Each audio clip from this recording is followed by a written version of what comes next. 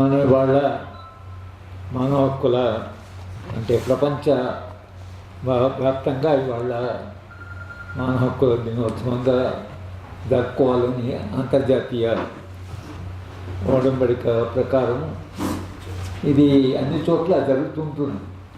అలాగే మన హైదరాబాద్లో కూడా మనకు ఉండే పౌర హక్కుల చరిత్ర వలన మనము నిర్వహించిన పాత్ర వలన మనం కూడా ఈ మానవ హక్కుల కొరకని పనిచేయడమే కాకుండా 6 మంది మనతో పనిచేసిన నాయకులని వాళ్ళంతా అమరులు అయ్యారు.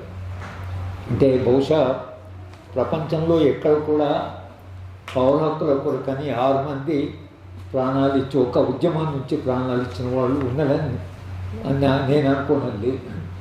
చాలా ప్రాణ నష్టం జరిగింది, చాలామంది త్యాగాలు చేశారు. కానీ ఆంధ్రప్రదేశ్ పౌర హక్కుల తర్వాత తెలంగాణ పౌర హక్కుల సంఘం చరిత్రలో మనము రాసుకోవాల్సింది, వచ్చే తరాలకు కూడా అందించవలసిన అనుభవం ఏదైతుందో అది చాలా గొప్పది.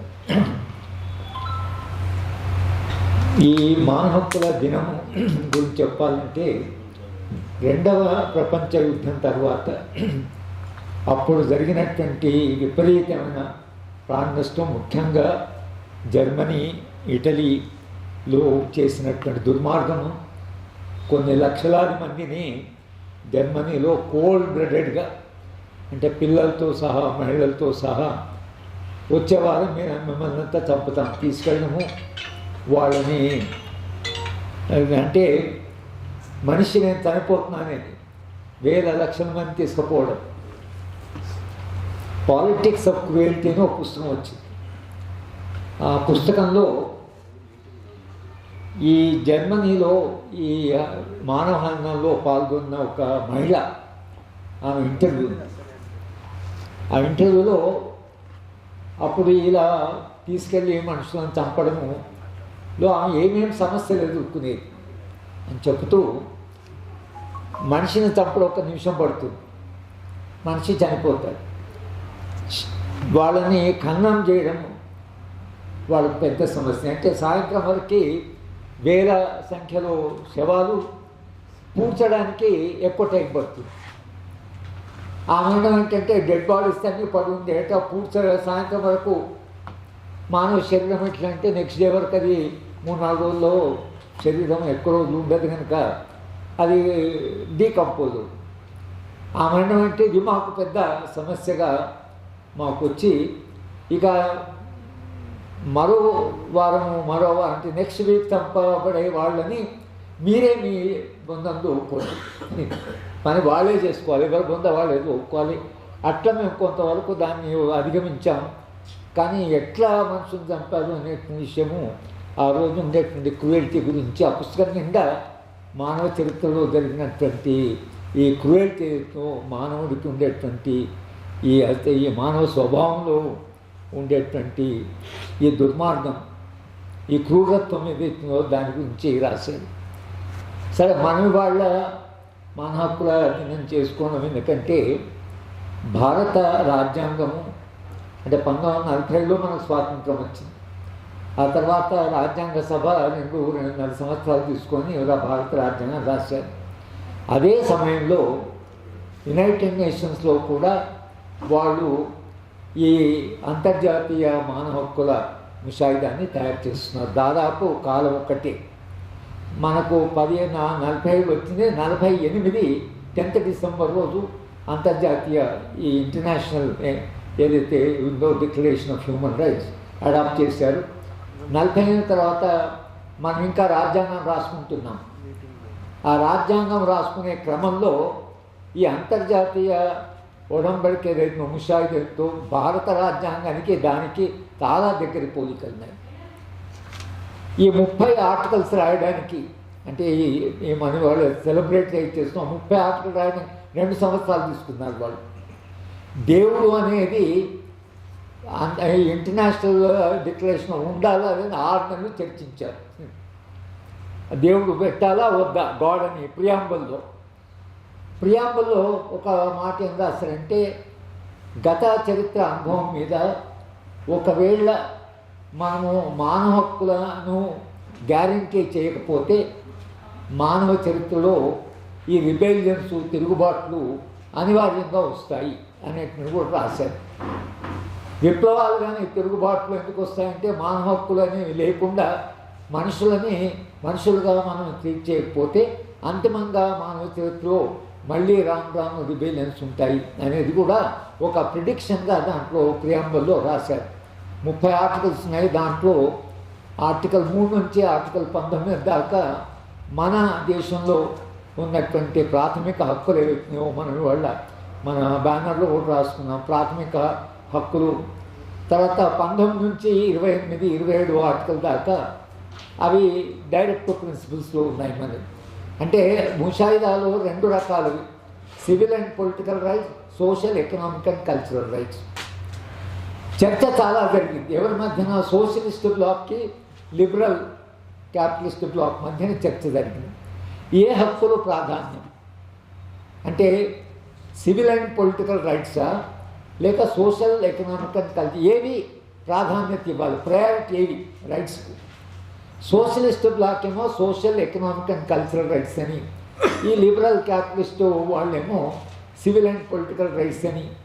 ఈ రెండింటి మధ్యన చర్చ చాలా జరిగి 1966 దాకా చర్చ జరిగింది. 1948 వస్తే 66 దాకా చర్చ జరిగి 66లో మళ్ళీ 2 ముషాయిదాలు వచ్చినాయి. International covenant on social and political, civil and political rights, again international covenant on social, economic and cultural. అట్లా 66 వస్తే 76లో అడాప్ట్ చేశారు. అంటే చాలా కాలం బట్టి అంత ఒకరోజు వచ్చినటువంటి కాదు ఇది. మానవ హక్కుల చర్చ ఏదైతుందో చాలా జరిగింది. మన దేశం తరఫున వెళ్ళినటువంటి ఉషా మెహ్రా ఆమె అక్కడ పాల్గొంటూ ఇది ఇంటర్నేషనల్ డిక్లరేషన్ అనకుండా దీన్ని ఇంటర్నేషనల్ కోవెనాంట్ అనాలి అని ఆమె ఆర్గ్యూ చేసింది.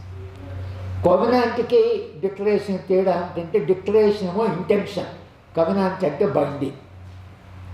అది మోర్ అంటే దేశాలు అంగీకరించడానికి కొంత ప్రెషర్ కూడా పెట్టవచ్చు, లేదా దేశాలు మేము తప్పకుండా చేస్తామని అంగీకరించడం. కనుక ఇది కోవెనాంట్గా అనాలి అని మన ప్రతినిధి అంటే ఆ రోజు అప్పుడే స్వతంత్రం వచ్చింది. మనం అంత కాన్ఫిడెంట్గా అంతర్జాతీయ సదస్సులో మా దేశంలో ప్రాథమిక మానవ హక్కులు ఎంత కాపాడబడతాయంటే మీరు చేసేది మాకు బైండింగ్ చేయండి అని కూడా ఆమె వాదించారు. అంత విశ్వాసంతో మన స్వాతంత్రోద్యమ కాలంలో మనకు అంటే మన పాల్గొన్న మన ప్రతినిధి అట్లా వాదించారు. కానీ మొత్తము ఆ రోజున్న విశ్వాసానికి 1993లో United Nations conference on human rights ఏదైతుందో అది వియన్నాలో సదస్సు జరిగింది. ఇక్కడ మనందరం గుర్తుపెట్టుకోవాల్సింది, జ్ఞాపకం పెట్టుకోవాల్సింది ఏంటంటే ఆ సదస్సుకు దాదాపు 6,000 మంది వచ్చారు. 3,000 మంది ప్రభుత్వ ప్రతినిధులు, 3,000 మంది అంటే సమాజం నుంచి వచ్చే యాక్టివిస్టు వాళ్ళు వచ్చారు. ప్రపంచంలో చాలా వాటిని ఇన్వైట్ చేశారు. ఆంధ్రప్రదేశ్ పౌర హక్కుల సంఘాన్ని కూడా అంతర్జాతీయ సదస్సుకు ఆహ్వానించారు. ఆ ఆహ్వానం మేరకే నేను, కన్నబ్రహ్మన్ గారు వియన్నా వెళ్ళి 21 రోజులు 3 వారాలు జరిగిన సదస్సుని మేము అటెండ్ చేశాం. అయితే ఈ సదస్సులో వేణు గుర్తుంటుంది, మేము తర్వాత నేను ఎక్కడో వ్యాసం రాశాను. ఈ సదస్సులో కన్నబ్రహ్మన్ గారు ఆంధ్రప్రదేశ్ పౌర హక్కుల సంఘం తరఫున ఒక ప్రతిపాదన చేశారు. అంటే ఈ ముసాయిదా ఏదైతుందో దీన్ని మళ్ళీ తిరిగి రాయాలా, దీంట్లో ఏమైనా చేర్చాలా వద్దా అని ఒక కమిటీ వేశారు యునైటెడ్ నేషన్స్.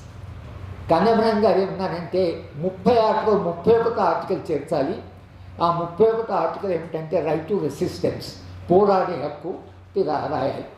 పోరాడే హక్కు లేకుండా ఈ హక్కులను కాపాడడం సాధ్యం కాదు. అది పౌర హక్కుల అనుభవం కూడా. కనుక ప్రజలకు పోరాడే హక్కు ఉండాలి.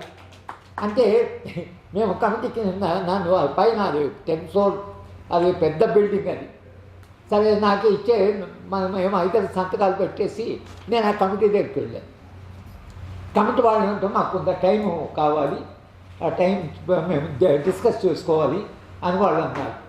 కనపడానికి ఊరు నన్ను పోయాడు కనుక్కొని అసలు ఏమైంది మళ్ళీ నేను పైకి పోయి మళ్ళీ మేము ఇచ్చిన రికమెండేషన్ ఏమైంది మా సలహా ఏమైందని 3వ రోజు దాన్ని చాలా చర్చించారు.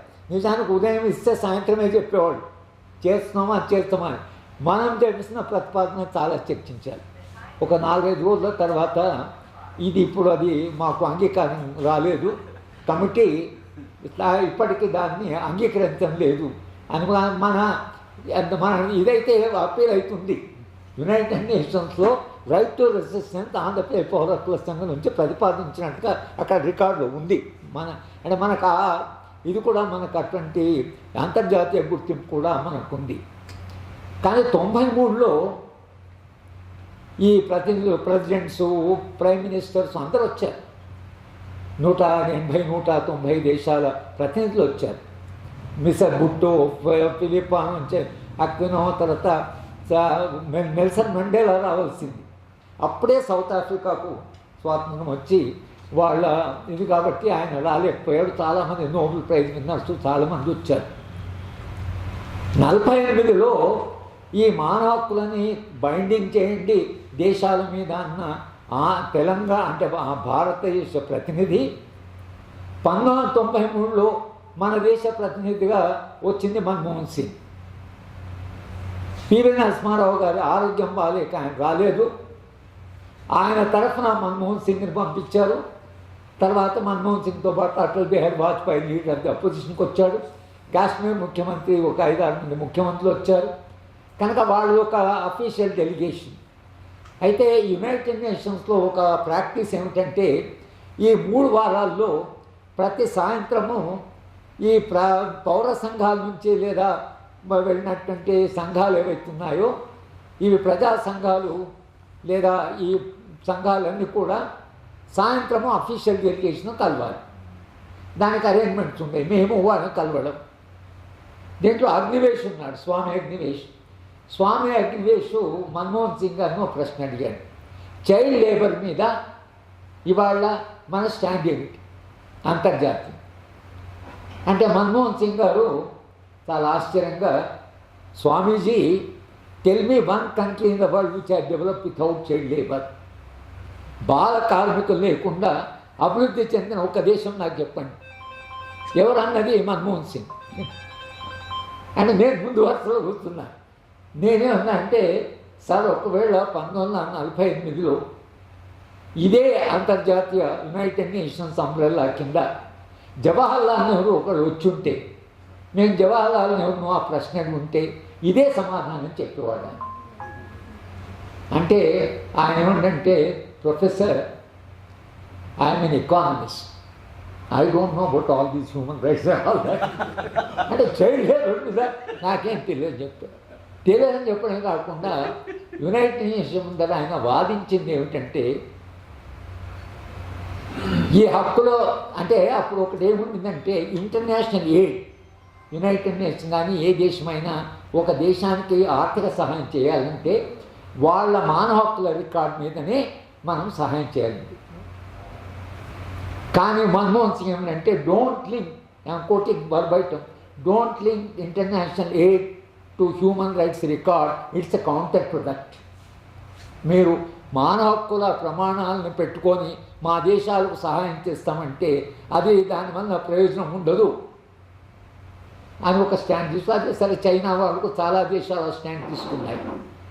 అంటే మనం ఈ హక్కులని బైండింగ్ చేయండి అని మనం 48 అంటే 93లో వెళ్ళి అయ్యో బాగా సాధ్యం కాదు ఈ హక్కులు. అప్పటి వరకే మన పరిస్థితి చాలా మార్పు వచ్చింది. అయితే అప్పుడు యునైటెడ్ నేషన్స్ వాళ్ళు ఒకటి ఏమన్నారంటే, మీరు హక్కులను డెవలప్మెంట్ ఎయిడ్ను రికార్డ్ చేయొద్దంటున్నారు, యునైటెడ్ నేషన్ మానిటర్ చేయొద్దంటున్నారు మీ మీ మీ యొక్క హక్కుల ప్రమాణాన్ని. అంటే అప్పుడు ఈ దేశాలన్నీ కూడా ఒకటి ఏం చేస్తాయంటే, మేము మా హక్కుల్ని మానిటర్ చేస్తాము, మా హ్యూమన్ రైట్స్ కమిషన్ పెట్టుకుంటాము, మీకు రిపోర్ట్స్ ఇస్తాం, కానీ మీరు డైరెక్ట్గా మానిటర్ చేయకండి. అట్లా నేషనల్ హ్యూమన్ రైట్స్ కమిషన్ వచ్చింది. 93లో అయితే 94లో human rights commission, national human rights commission. National human rights commission పని అంటే దేశంలో ఉండే మానవ హక్కుల ప్రాక్టీస్ అని మానిటర్ చేసి ఉల్లంఘనలన్నింటిని కూడా యునైటెడ్ నేషన్కు రిపోర్ట్ చేయాలి. ఇది అసలు దాని యొక్క పాత్ర మొదట బాగానే నడిచింది. నేను కూడా మళ్ళీ పౌర హక్కుల సంఘం నుంచే నేను కెనడాను పంపాను డెలిగేట్గా. అప్పుడు మన మీద చాలా రిప్రెషన్ ఉంది. బాగోపాలు మన సంఘం వాళ్ళు ప్రభుత్వం దగ్గరికి వెళ్ళినప్పుడు ఒకవైపు ఏమో మా ప్రతినిధిని మీరు అంతర్జాతీయ దానికి పంపించారు, ఒకవైపు ఏమో ఇక్కడ రిప్రెషన్ చేస్తున్నారు అని వాదించాడు ఆయన. అది అంటే నేషనల్ హ్యూమన్ రైట్స్ కమిషన్ నన్ను అడిగారు, మీరు కెనడాకి వెళ్ళి అక్కడ మరి 23 రోజులు 21 రోజులు ఉన్నాం మేము. అక్కడ 6 మందిని పంపించారు దేశం నుంచి, నేను కూడా దాంట్లో ఒక్కడిని. ఆ నేషనల్ హ్యూమన్ రైట్స్ కమిషన్ ఏదైతుందో మన జాతీయ మానవ హక్కుల సంఘం ఏదైతుందో ఇది ఏ గ్రేడ్లో ఉండేది. ఇప్పుడు ఆ రికార్డు భారతీయ జనతా పార్టీ యొక్క గొప్ప ఘనత ఏమిటంటే మొత్తంగా నేషనల్ హ్యూమన్ రైట్స్ కమిషన్ బలహీనపరచడం వలన మేమందరం ముఖ్యంగా మన మదురై బేస్డ్ ఆయన వాళ్ళ పీపుల్స్ వాచ్ ఆధ్వర్యంలో ఢిల్లీలో 3 సార్లు కలిసి మేము అంతర్జాతీయ విపరీతం మా మానవ హక్కుల సంఘాన్ని డిగ్రేడ్ చేయండి, దీన్ని డిమోట్ చేసేది, అసలు ఇది చేయవలసిన పని చేయడం లేదు అని వాదించారు. 3 ఏళ్ళుగా నేషనల్ హ్యూమన్ కమిషన్ వాళ్ళు అంతర్జాతీయ కమిషన్ వస్తున్నది, వీళ్ళు రిక్వెస్ట్ చేస్తున్నారు ఇంకొక సంవత్సరం ఏంటి, నెక్స్ట్ ఇయర్ మళ్ళీ చేయండి, ఇప్పుడు డిగ్రేడ్ చేయకండి. ఈ సంవత్సరము మనది ఏ గ్రేడ్ నుంచి B grade national human commission. దాని బి గ్రేడ్ ఏంటంటే ఇంటర్నేషనల్గా జరిగే దేంట్లో కూడా దీనికి మెంబర్షిప్ ఉండదు. మన దేశంలో కంప్లీట్ గాన్. వాళ్ళకి ఎన్నిసార్లు చెప్పినా అర్థం కాలేదు. 10th డిసెంబర్ రోజు ఎన్హెచ్ఆర్సి మీటింగ్ పెడతారు. మీటింగ్ పెట్టినప్పుడు వాళ్ళు ఏం చేస్తారంటే ఎవరైనా హ్యూమన్ రైట్స్ యాక్టివిస్ట్ను వాళ్ళని పిలుస్తారు. వీళ్ళు ఒకసారేమో నరేంద్ర మోడీని పిలిచారు, ఒకసారేమో అమిత్ షాని పిలిచారు చీఫ్ గెస్ట్లు. అసలు హ్యూమన్ రైట్స్ వాల్యుయేషన్ స్టేట్ చేస్తుంది, రాజ్యమే మానవ హక్కులను ఉల్లంఘిస్తుంది, అంటే హోమ్ మినిస్ట్రీ టాప్లో ఉంటుంది. హోమ్ మినిస్టర్ చీఫ్ గెస్ట్ ఎట్లు వస్తాడు నేషనల్ హ్యూమన్ రైట్స్ కమిషన్? అది మేము అభ్యంతరం చెప్పి దానికి రాసి ప్రొటెస్ట్ చేసి ఇదంతా మనం చేశాం. కానీ చేసినా కూడా వాళ్ళ రికార్డు ఇంప్రూవ్ కాలేదు. స్టేట్ హ్యూమన్ రైట్స్ కమిషన్స్ ఉన్నాయి. నేను టాటా ఇన్స్టిట్యూట్లో పనిచేస్తున్నప్పుడు Maharashtra state human rights commission నన్ను చీఫ్ గెస్ట్గా పిలిచారు. చీఫ్గా వేసి నన్ను ఫెలిసిటేట్ చేశారు, నాకు మూమెంటో ఇచ్చారు. సాయిబాబా విషయంలో ఆయన జైల్లో కండిషన్స్ బాగా లేవు అని నన్ను ఒక చీఫ్ గెస్ట్గా పిలిచినటువంటి నేషనల్ వెళ్ళాను నేను బాంబేలో. వెళ్తే చైర్మన్ నాడు, ఆయన ఎవడో ఫార్మర్ చీఫ్ జస్టిస్, ఒక పోలీస్ ఆఫీసర్ ఉన్నాడు, 3 మెంబర్లు, ఒక పోలీస్ ఆఫీసర్. నేను వెళ్ళి రిప్రజెంట్ చేశాను, జైలు కండిషన్ బాగాలేవు, మీరు అంటే ఊపా లేదా ఆ చట్టం మీద మాకేం పరిధి లేదు కదా అని నేను చెప్పిన. అదిగా జైలు మీ పరిధిలో ఉన్నాయి కనుక మీరు జైలుకి వెళ్ళి చూడండి, మహారాష్ట్ర జైల్లో నాగ్పూర్ జైల్లో ఏం జరుగుతుంది, పోలీస్ ఆఫీసర్ ఏమంటే మా పరిధి కాదు. ఎక్కడ మీరు నన్ను పిలిచారు, I have come to represent, మీరు కనీసం అడగండి హోమ్ మినిస్ట్రీని, మహారాష్ట్ర హోమ్ మినిస్టర్ని. మహారాష్ట్ర జైల్లో ఓ డిజేబుల్డ్ పర్సన్ ఉన్నాడు, మానవ హక్కుల కొరకు పోరాడినవాడు, ఆయన కొన్ని ఫెసిలిటీస్ కావాలని అడుగుతున్నాడు, మీరు వెళ్ళి ఒకసారి చూసి రండి అని చెప్పితే అది మా పరిధి రాదంటది. అంటే ఎక్కడి నుంచి ఎక్కడ దాకా వచ్చామని మనం. ఇక మన జాతీయ మానవ హక్కుల సంఘం అయితే దాన్ని డిగ్రేడ్ చేశారు.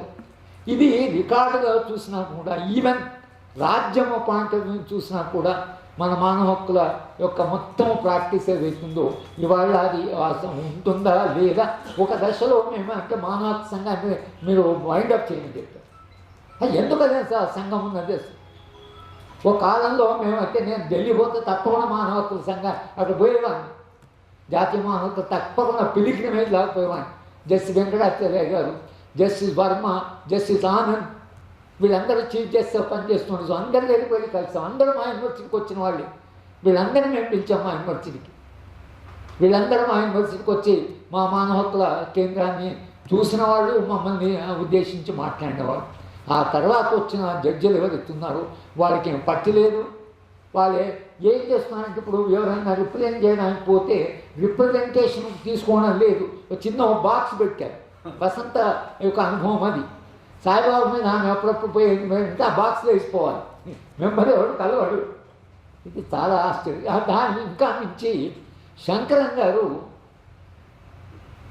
అప్పుడు ఆంధ్రప్రదేశ్లో జరిగిన కస్టోడియల్ డెత్స్ కొన్ని ఉల్లంఘనలను రాసి ఆయన జాతీయ మానవ హక్కుల సంఘానికి పంపించారు. శంకరన్ ఆయన ఒక ఫార్మల్ ఆఫీసర్.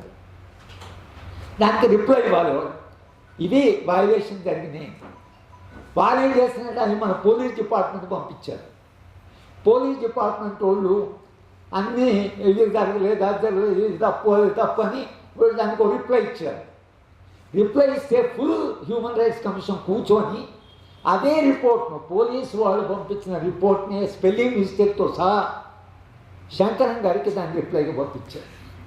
శంకరన్ అంటే ఎంత షాక్ అయిపోయాయంటే, ఇదేమి మా జాతీయ మానవ హక్కుల సంఘము, అది మానవ హక్కుల సంఘానికి మనం రిప్రజెంట్ చేస్తుంది. నేను రాశాను, సార్కుండే స్టేటస్ ఆయన సెక్రటరీ టు గవర్నమెంట్ ఉండే పనిచేసినవాడు, ఒక పీస్ టాక్స్ కొరకు పనిచేసినవాడు. ఆయనకు ఉత్తరం పంపిస్తే అంత నిర్లక్ష్యంగా దాన్ని పరిశీలించకుండా పోలీసు వాళ్ళు చెప్పిన జవాబులే వాళ్ళ జవాబులుగా పంపించారంటే, మొత్తంగా మానవ హక్కుల యొక్క ఈ మన వాళ్ళు సెలబ్రేట్ చేస్తున్నాం 1948లో ఇంత గొప్ప ముషాయిదా వచ్చింది, ఆ ముషాయిదా మనం గుర్తు చేసుకోవాలి అని మనం అంటున్నాం. కానీ మానవ హక్కుల రికార్డు ఏదైతుందో భారతదేశ మానవ హక్కులకి అంతర్జాతీయంగా కూడా మన ప్రతిష్ట పడిపోయింది. ఇది మీరు కేర్ చేయండి. మన ప్రభుత్వం వాళ్ళెవరు అసలు యునైటెడ్ నేషన్ వాళ్ళేంటి చెప్పేది మనకు, మన హక్కులు మనం పాటిస్తున్నాం. మనకుండే సమస్యలు మనకుంటాయి. దీనికి ఇంకా వాళ్ళు ఏం చెప్తున్నానంటే, అప్పుడు అంతర్జాతీయం కూడా జరిగిన చర్చలు మానవ హక్కుల ప్రమాణాలు ఉండకూడదు, అసలు ప్రమాణాలు ఉండకూడదు. ఈ ప్రమాణాలు ఏవైతే ఈ 1948 10th డిసెంబర్ రోజు అంగీకరించిన ప్రమాణాలు ఏవైతున్నాయో, ఈ ప్రమాణాలు కేవలం యూరోపియన్ ప్రమాణాలు, యూరోసెంట్రిక్. ఇవి అంతర్జాతీయ ప్రమాణాలు కాదు. ఎందుకంటే మా కల్చర్ వేరు, మా సంస్కృతి వేరు, మా చరిత్ర వేరు, మా ఆర్థిక అభివృద్ధి వేరు. మీరు ఉన్నతమైన ప్రమాణాలు వచ్చి మా దేశం పెడతారా?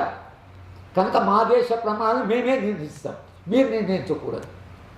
పోనీ ఆ ప్రమాణాలతో భారత రాజ్యాంగంలో ప్రమాణాలు ఉన్నాయి కదా, మీ రాజ్యాంగం పోనీ అంతర్జాతీయ ముషాయిదా కాదు, మీ ప్రమాణాలు ఉన్నాయి కదా. ఆ ప్రమాణాలను కూడా పోనీ మనం అంగీకరించిన ప్రమాణంలో రాజ్యాంగం రాసుకున్న ప్రమాణాలు ఉన్నాయి కదా అంటే వాటిని తీసి పక్కబడేస్తాను. దానికి ఒక ప్రధాన కారణము నేను అనుకుంటే, మన రాజ్యాంగము పూర్తిగా బయటికి పారేసి వాళ్ళ రాజ్యాంగంతో సంబంధం లేకుండా ఏదైతే పాలన జరుగుతున్నదో, ఈ పాలన కాంగ్రెస్ కాలంలోనే ప్రారంభమైంది. ఊపా చట్టము తీసుకొచ్చినప్పుడు అసలు అది ఏ ప్రమాణానికి అది లొంగదు, ఏ మానవ హక్కుల ప్రమాణం కూడా అది అంగీకరింపబడదు. అంత దుర్మార్గమైన చట్టం తీసుకొచ్చారు. ఆ దుర్మార్గమైన చట్టం తీసుకొచ్చి దాన్ని ఎవరి మీద అంటే వాళ్ళ మీద ఉపయోగిస్తున్నారు. అయితే ఎందుకు రాజ్యాంగానికి అంత భిన్నంగా, రాజ్యాంగానికి అంత అతీతంగా వీళ్ళు ఇటువంటి పనులు చేస్తున్నారంటే, ఆర్థిక నమూనా ఏదైతే వచ్చిందో, నేను బహుశా దాన్ని ప్రస్తావిస్తే, ఆర్థిక నమూనా ఏదైతే వచ్చిందో ఈ ఆర్థిక నమూనా భారత రాజ్యాంగానికి వ్యతిరేకం. రాజ్యాంగం యొక్క స్ఫూర్తికి ఇవాళ న్యూ లిబరల్ మోడల్కి ఏం సంబంధం లేదు. రాజ్యాంగం రాసుకున్నాం, అసమానత తగ్గిస్తాం, దేశ సంపద పంచుతాం, ఇన్ని ప్రమాణాలు పాటిస్తాం, సోషలిస్టు సమాజాన్ని సాధిస్తాం అని ఇవన్నీ మనం రాసుకున్నాం. మనం తెచ్చిన అభివృద్ధి నమూనా, మనం అయితే ప్రపంచ బ్యాంకు తెచ్చుకున్న అభివృద్ధి నమూనా రాజ్యాంగం బయట వచ్చింది. పార్లమెంట్లో రెజల్యూషన్ కూడా లేదు. ఒక కొత్త ఆర్థిక విధానం చెప్పి మనకు పార్లమెంట్లో రెజల్యూషన్ కూడా లేదు. కంప్లీట్గా ఇది అవుట్ సైడ్ ది ఫ్రేమ్వర్క్, రాజ్యాంగం యొక్క ఫ్రేమ్వర్క్ నుంచి బయటగా ఇది వచ్చింది.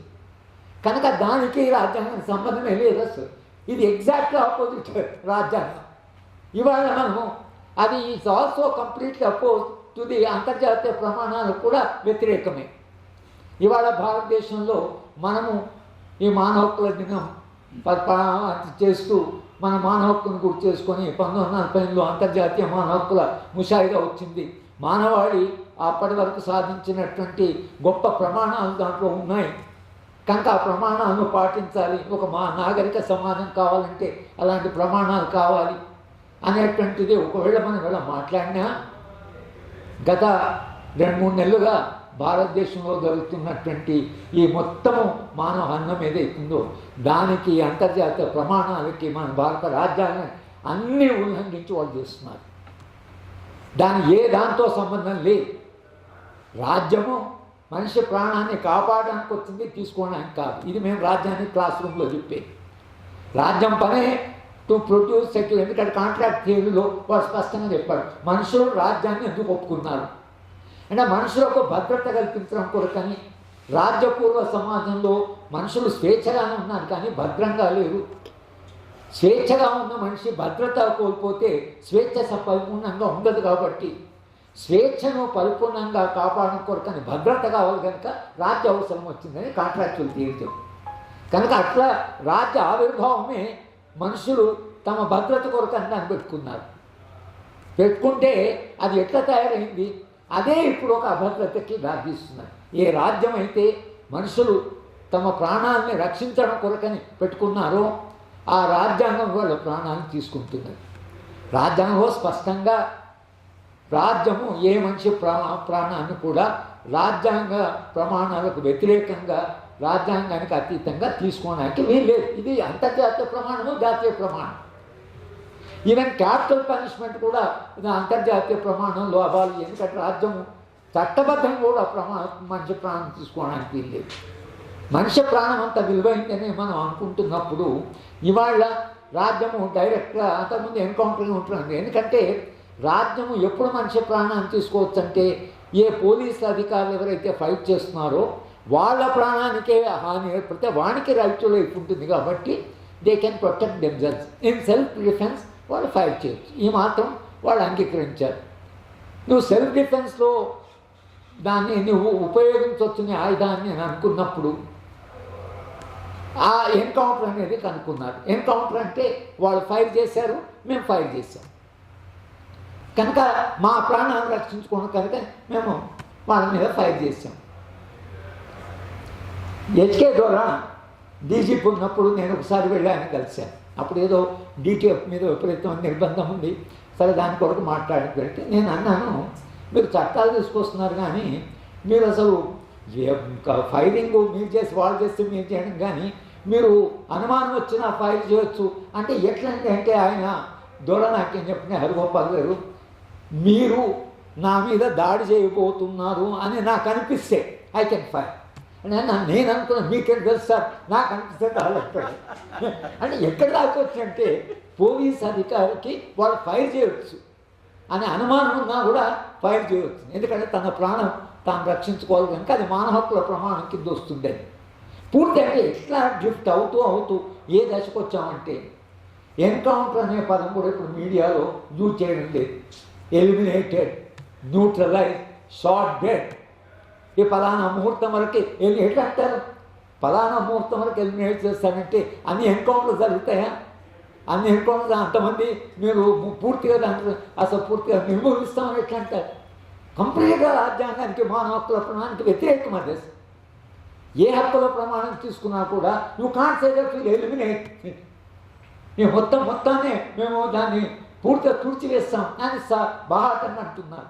ఏ మానవ హక్కుల ప్రమాణం ప్రకారం మీరు మనుషులను ఎలిమినేట్ చేస్తామని అంటున్నారు? దానికి ఏమైంది? ఈ చట్టము సుప్రీంకోర్టు పోయినా కూడా సుప్రీంకోర్టు వాళ్ళు కూడా అక్కడ ఏం జరుగుతుందో వాళ్ళు ఫైర్ చేసుకుని ఇట్లా ఏదో తప్పించి మీరు ఫైర్ చేయండి. ఒక కాలంలో సుప్రీంకోర్టు హ్యాస్ స్టాండ్ ఎన్కౌంటర్లో మీరు అడిగింది. ఇక్కడ వచ్చే జస్టిస్ ఫస్ట్ రంగనాథ్ మిశ్రా ఆయన అప్పుడు వచ్చినప్పుడు ఇక్కడ ట్రయల్ జరిగింది. HRC came to Hyderabad, encounter మీద ఎంక్వైరీ జరిగింది. అంత ప్రమాణాలు అంటే అంత ప్రమాణాలు పాటించినట్టు నేషనల్ హ్యూమన్ రైట్స్ కమిషన్ ఇవాళ ఒక రిప్రజెంటేషన్ కూడా తీసుకునేటువంటి పరిస్థితిలో లేదు. కనుక మేము ప్రాణాలను తీసుకుంటామని అది ఇక 30 మంది చంపుతున్నారు, 23 చంపుతున్నారు, 13 మంది చంపుతున్నారు, రోజు చంపుతున్నారు అని వస్తున్నది. మరి ఇవాళ మనము 1948లో 10 డిసెంబర్ రోజు అయ్యా మీరు అక్కడ చేసిందండి మన ప్రతినిధి మాట్లాడిన మీరు అది సిగ్నేటరీ టు ది అంతర్జాతీయ ప్రమాణాలు సిగ్నేటరీ, మీరు సంతకం పెట్టారు. అక్కడ మీరు సంతకం పెట్టిన వాళ్ళు ఇవాళ ఏ ప్రమాణాలు లేకుండా మీరు ఇలా ఎట్లా స్టేట్ యాక్ట్ చేస్తున్నది అనేటువంటిది ఇవాళ మనకు ప్రమాదంగా అని మనం గుర్తు చేసుకుంటున్నాం. ఒక కాలంలో హక్కులు ఉండేవి, ఒక కాలంలో ప్రమాణాలు ఉండే, ఇది ఒక జ్ఞాపకం కింద మారిపోయింది అసలు. అందువల్ల మనం దీన్ని సెలబ్రేట్ చేస్తున్నామంటే మన దగ్గర అంటుంటారు తద్దినమని, అంటే దినంలో పెట్టే దినంలాగా మారిపోయింది. ఇది ఎంత అసలు అంటే చాలా విషాదకరమైన అభివృద్ధి. కానీ అట్లని పోని మానవ హక్కులు పూర్తిగా వాడు చేర్పు కాదు. ఉద్యమాలు ఉన్నాయి, పోరాడే వాళ్ళు ఉన్నారు, ప్రతిఘటించే వాళ్ళు ఉన్నారు, ఆదివాసీ పోరాటాలు ఉన్నాయి. నేను అదే చెప్తున్నాను, మీరు ఒకవేళ మావోయిస్ట్ పార్టీని కానీ విప్లవ పార్టీని పూర్తిగా మీరు ఒకవేళ అణచివేసిన ఆదివాసులు ఏం చేస్తారు? మావోయిస్ట్ పార్టీ ఆదివాసీ ఉద్యమాన్ని ప్రారంభించలేదు. జరుగుతున్న ఉద్యమానికి వాళ్ళు మద్దతు ఇచ్చి ఉండొచ్చు, కానీ వాళ్ళు వెళ్ళి ఇవాళ ఆదివాసీ బిర్సా ముండా జరుగుతున్నాయి. మరి బిర్సా ముండా మొన్న 157 జన్మదినం, ఆయన విగ్రహానికి పూలదండలు వేశారు. ఆ విగ్రహాన్ని మీరు చాలా గౌరవించారు. మీరు బిర్సా ముండా పెద్ద న్యూస్ పేపర్లో పెద్ద అడ్వర్టైజ్మెంట్, ఫుల్ పేజ్ అడ్వర్టైజ్మెంట్ ఇచ్చారు. బిర్సా ముండా జన్మదినం ఆదివాసీ హక్కుల దినంగా భగవాన్ కూడా పెట్టారు. భగవాన్ బిర్సా ముండా పెద్ద ఎకనామిక్ చేసుకుని ఒక అడ్వర్టైజ్మెంట్ ఇచ్చింది బిర్సా ముండా. మరి బిర్సా ముండా నువ్వు గుర్తు చేసుకుంటూ ఆయన గౌరవిస్తూ కొమరం భీమి మనం గుర్తు చేసుకున్నాం. వీళ్ళంతా రాజ్యానికి వ్యతిరేకంగా పోరాడిన వాళ్ళే, వీళ్ళంతా తమ హక్కులకు పోరాడిన వాళ్ళే కదా.